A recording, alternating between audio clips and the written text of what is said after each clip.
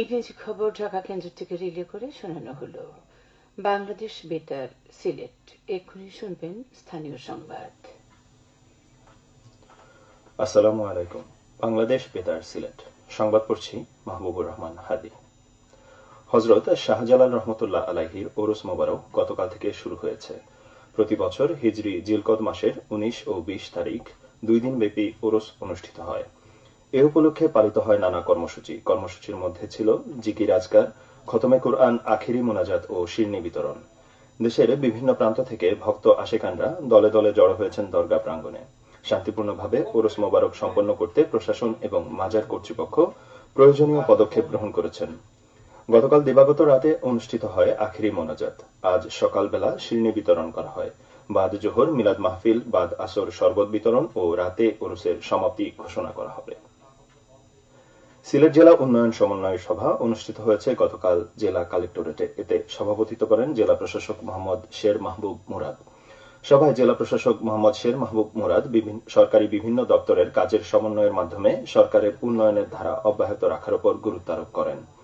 জেলা প্রশাসনের কাজকে সহজতর ও গতিময় রাখতে সংশ্লিষ্ট সবাইকে সার্বিক সহায়তা করার আহ্বান জানান তিনি। এ সময় তিনি বন্যা মোকাবেলায় সংশ্লিষ্ট দপ্তরসমূহকে সজাগ থাকতে এবং প্রয়োজনীয় বাঁধ নির্মাণ ও সংস্কার কার্যক্রম দ্রুত সম্পন্ন করতে প্রয়োজনীয় পদক্ষেপ গ্রহণের নির্দেশনা দেন। এছাড়া বন্যা কিংবা অন্য কোনো কারণে কোথাও যেন সড়ক সহ অন্যান্য যোগাযোগ বিচ্ছিন্ন না হয় সে বিষয়ে নির্দেশনা প্রদান করেন। তিনি বলেন, আসন্ন কুরবানির ঈদ উপলক্ষে পশুর চামড়া সংরক্ষণে যেন লবণের ঘাটতি না হয় সেজন্য চাহিদা মাফিক লবণের সরবরাহ নিশ্চিত করতে প্রয়োজনীয় পদক্ষেপ গ্রহণ করতে হবে। এছাড়া কুরবানির ঈদ উপলক্ষে গবাদি পশুর চোরাচালান বন্ধে এবং কুরবানির হাট মনিটরিং করতে প্রয়োজনীয় নির্দেশনা প্রদান করেন। তিনি বিভিন্ন দপ্তরের সংশ্লিষ্ট কর্মকর্তা ও প্রতিনিধিদের মাধ্যমে সিলেট জেলার আইন শৃঙ্খলা ও চলমান বিভিন্ন উন্নয়ন কর্মকাণ্ড সম্পর্কে অবগত হন। সভায় উপস্থিত ছিলেন সিভিল সার্জন মোহাম্মদ নাসির উদ্দিন, স্থানীয় সরকারের উপপরিচালক সুবর্ণা সরকার, অতিরিক্ত জেলা প্রশাসক মোহাম্মদ আনোয়ারুজ্জামান সহ জেলা ও উপজেলার বিভিন্ন সরকারি দপ্তরের সংশ্লিষ্ট কর্মকর্তা ও প্রতিনিধিবৃন্দ। দুর্নীতি দমন কমিশনের চেয়ারম্যান ড মোহাম্মদ আব্দুল মোমেন বলেছেন, সমাজে দুর্নীতির গোড়াপত্তন হয় মিথ্যাচারের মাধ্যমে, যা সময়ের সঙ্গে সঙ্গে প্রাতিষ্ঠানিক রূপ ধারণ করে। এই অবস্থার পরিবর্তনে সবাইকে সম্মিলিতভাবে এগিয়ে আসতে হবে। তিনি গতকাল মৌলভীবাজার জেলা শিল্পকলা একাডেমিতে গণশুনানিতে প্রধান অতিথির বক্তব্যে এসব কথা বলেন। তিনি বলেন, গত 5ই আগস্টের পর বেশ কিছু ব্যক্তি ভুয়া সমন্বয়ক ও ভুয়া দুদক কর্মকর্তা পরিচয়ে প্রতারণা করার চেষ্টা করেছেন। আমরা এসব ভুয়া পরিচয়ধারীদের শনাক্ত করে আইনানুগ ব্যবস্থা গ্রহণ করব। গণশুনানির প্রয়োজনীয়তা তুলে ধরে তিনি বলেন, এই আয়োজন কাউকে অপমান করার উদ্দেশ্যে নয়, বরং সচেতনতা সৃষ্টি ও জবাবদিহিতা নিশ্চিত করাই মূল লক্ষ্য। আমরা চাই মৌলভীবাজার জেলাকে দুর্নীতিমুক্ত হিসেবে গড়ে তোলা হোক। জেলা প্রশাসক মোহাম্মদ ইসরাইল হোসেনের সভাপতিত্বে আয়োজিত অনুষ্ঠানে বিশেষ অতিথি ছিলেন দুদকের কমিশনার অবসরপ্রাপ্ত ব্রিগেডিয়ার জেনারেল হাফিজ আহসান ফরিদ ও দুদকের মহাপরিচালক মোহাম্মদ আক্তার হুসাইন। দুদকের হবিগঞ্জ সমন্বিত জেলা কার্যালয়ের আয়োজনে এবং জেলা প্রশাসন ও দুর্নীতি প্রতিরোধ কমিটির সহযোগিতায় এই শুনানির আয়োজন করা হয়। দ্রুত পরিবর্তনশীল সমাজে জাদুঘরের ভবিষ্যৎ, এই প্রতিপাদ্যকে সামনে রেখে সারা দেশের মতো সিলেটেও গতকাল পালিত হয়েছে আন্তর্জাতিক জাদুঘর দিবস। ঐতিহাসিক নানা নিদর্শনসমূহ সংরক্ষণ ও প্রদর্শনের পাশাপাশি জাদুঘরসমূহকে মানব সভ্যতার অভিন্ন ঐতিহ্য সংরক্ষণে প্রচার ও যোগাযোগের কেন্দ্র হিসেবে তুলে ধরা এবং বিশ্ব সভ্যতায় নিজেদের অবস্থান সমুন্নত রাখাই এই দিবসের উদ্দেশ্য। দিবসটি উপলক্ষে বিভিন্ন সামাজিক ও সাংস্কৃতিক সংগঠন নানা কর্মসূচির আয়োজন করে। আইন শৃঙ্খলার উন্নতির লক্ষ্যে পবিত্র ঈদ উল আজহা উপলক্ষে সিলেটের ওসমানীনগরে মতবিনিময় সভা অনুষ্ঠিত হয়েছে। গতকাল উপজেলার গোয়ালাবাজার লাইটেস স্ট্যান্ডের সামনে শেরপুর হাইওয়ে পুলিশের আয়োজনে এই সভা অনুষ্ঠিত হয়।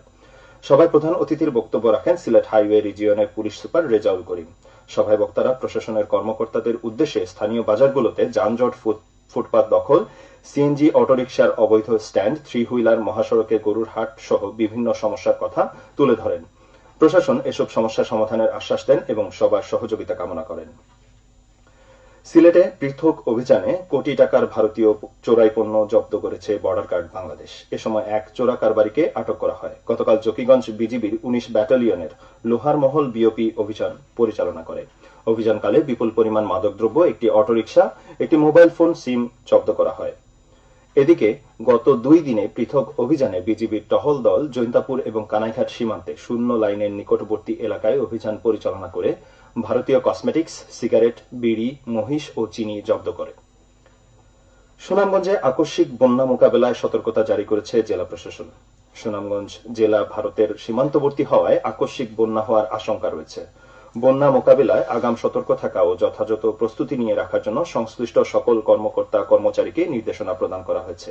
বন্যা মোকাবিলায় জেলা প্রশাসকের কার্যালয়ে ইতিমধ্যে একটি কন্ট্রোল রুমও চালু করা হয়েছে। যে কোনো প্রয়োজনে 0152149515 নম্বরে যোগাযোগ করে সহযোগিতা নেওয়ার জন্য পরামর্শ দেওয়া হয়েছে। সবশেষে আবহাওয়া। সন্ধ্যা 6টা পর্যন্ত পূর্বাভাসে বলা হয়েছে সিলেট ও পার্শ্ববর্তী এলাকায় পশ্চিম, উত্তর, পশ্চিম দিক থেকে অস্থায়ীভাবে ঘন্টায় সর্বোচ্চ 60 কিলোমিটার বেগে ঝড়ো হাওয়া বয়ে যেতে পারে। সেই সঙ্গে হতে পারে বৃষ্টি অথবা বজ্রবৃষ্টি সহ বৃষ্টিপাত। এসব এলাকার নদীবন্দর সমূহকে 1 নম্বর সতর্কতা সংকেত দেখিয়ে যেতে বলা হয়েছে। আজ সিলেটে সূর্যোদয় হয়েছে 5টা 6 মিনিটে এবং সূর্য অস্ত যাবে 6টা 32 মিনিটে। সংবাদ শেষ হলো। আমাদের পরবর্তী স্থানীয় সংবাদ প্রচারিত হবে বিকেল 4টা 30 মিনিটে। এতক্ষণ শুনলেন